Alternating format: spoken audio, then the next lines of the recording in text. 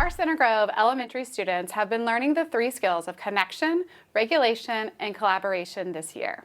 These 3 skills are a part of our state's employability skills to help students K-12 be ready when they leave our school spaces. All lessons are age appropriate, however, they do all support the same objectives and themes to make sure that we are fostering warm, welcoming environments for all of our students.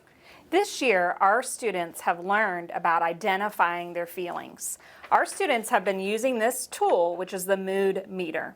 This helps students because they are able to check in with where they are emotionally. It can help them to know where they're going.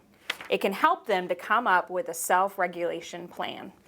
There is happy, silly, mad, nervous, sad. I've learned that if it's a small problem, try to handle it yourself, and then if it's a big problem, go get help.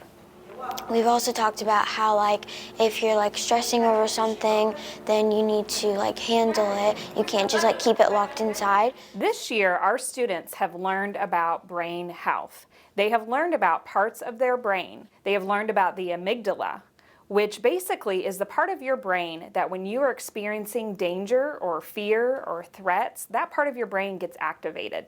And that part of your brain can make it really hard to think before you act. The amygdala is danger, flight, or freeze mode. And that when you're in danger, you are really like a robber's coming. Like you need a fight. They have learned about the prefrontal cortex. That's the part of the brain where they are really learning about good decision making. It's where they're creative. It's where they're doing kind of that higher order thinking and problem solving. When your amygdala is activated, you cannot access your prefrontal cortex. So when we're in our prefrontal cortex, we think about our choices and we think about our consequences. That you have an upstairs brain, and when you're in your downstairs brain, that is when you're out of control and you want to be in your upstairs brain. And then our hippocampus is kind of like a computer, and it's where we store all of our long-term memories.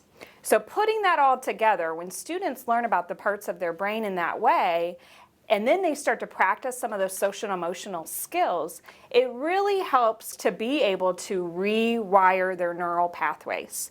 When they know what happens in their brain when they're upset, and then they learn the skills to be able to regulate their emotions, they can really rewire their brain.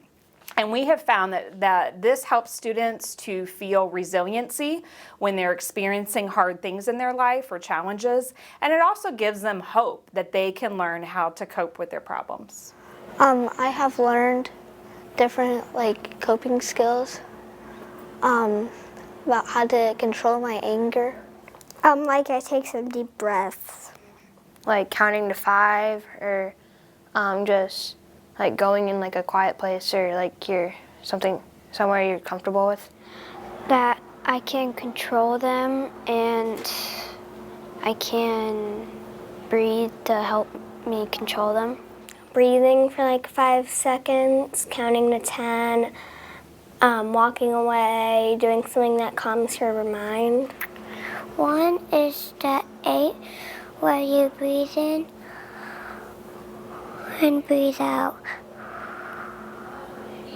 You think. These social emotional learning skills, connection, regulation, and collaboration, are skills that help our students' brains become primed and ready to learn. But in addition, they're life skills. These skills will help our students as they face stressors with friends, family, work, or college and career. These skills are used day in and day out by all of us.